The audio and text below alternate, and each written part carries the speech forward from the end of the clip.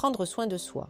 Cette simple phrase peut résonner différemment en fonction de nos expériences, de nos besoins et de notre état d'esprit du moment. Et pourtant, combien d'entre nous laissent cette priorité glisser entre leurs doigts, pris dans le tumulte du quotidien? Pourquoi est-ce si difficile d'en faire une réalité concrète et non une idée abstraite qui reste en suspens? Nous avons parfois cette tendance à nous oublier. Peut-être parce que nous pensons qu'il y a toujours quelque chose ou quelqu'un de plus important. Peut-être aussi parce que nous ne savons pas par où commencer. Alors, prenons un instant, ensemble, pour explorer ce que cela signifie vraiment de prendre soin de soi. Non pas dans un sens superficiel, mais dans une approche globale et holistique, qui englobe notre corps, notre esprit et notre âme. Qu'est-ce que cela signifie pour vous? Pour moi, il s'agit de se poser cette question essentielle. Qu'est-ce qui me nourrit vraiment? Ce qui nourrit, ce n'est pas uniquement la nourriture dans notre assiette, c'est aussi les relations qui nous entourent, les activités qui nous passionnent, les moments de calme que nous nous autorisons. Parfois, nous oublions que prendre soin de nous passe par ces petites choses simples et pourtant fondamentales. Boire un verre d'eau quand nous avons soif, respirer consciemment quelques instants dans une journée chargée, dire non à ce qui ne nous fait pas du bien. Et pourtant, il y a une réalité. Prendre soin de soi n'est pas toujours confortable.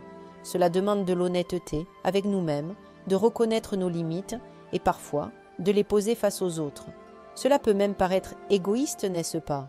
Mais en y réfléchissant, comment pouvons-nous donner le meilleur de nous-mêmes aux autres si nous sommes épuisés, vidés, absents de nous-mêmes? Alors, par où commencer?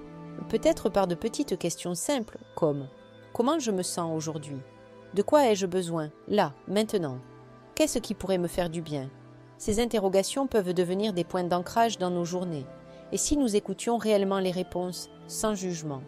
Prendre soin de soi peut aussi vouloir dire apprécier les moments que nous passons avec nous-mêmes. Un moment de lecture, une promenade en silence, un repas savouré lentement. Ces instants sont autant d'occasions de se reconnecter à qui nous sommes, loin du bruit et des attentes extérieures. Cela ne signifie pas se couper des autres.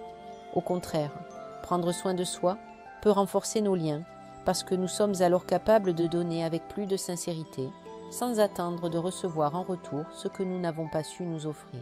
Parlons également de cet équilibre fragile entre le faire et l'être. Nous avons appris à valoriser l'action, la productivité, mais prendre soin de soi ne consiste pas seulement à faire. C'est aussi un acte d'être, de s'autoriser à exister pleinement sans avoir à justifier ce temps pour nous.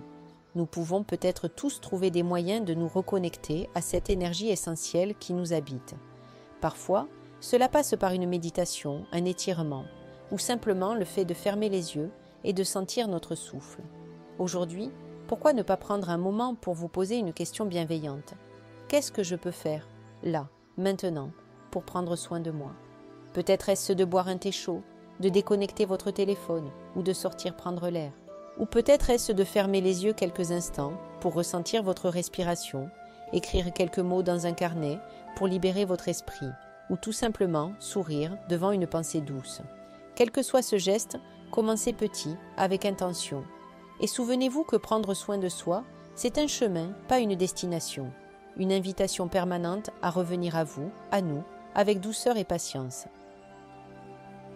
Avec amour et gratitude. Merci de m'avoir écouté. Si ce partage vous a inspiré, n'hésitez pas à le diffuser et à vous abonner.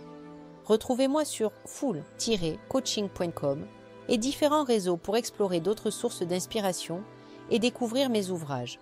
Les liens sont dans la bio. Souvenez-vous, tout est déjà en vous et cela n'attend que d'être révélé.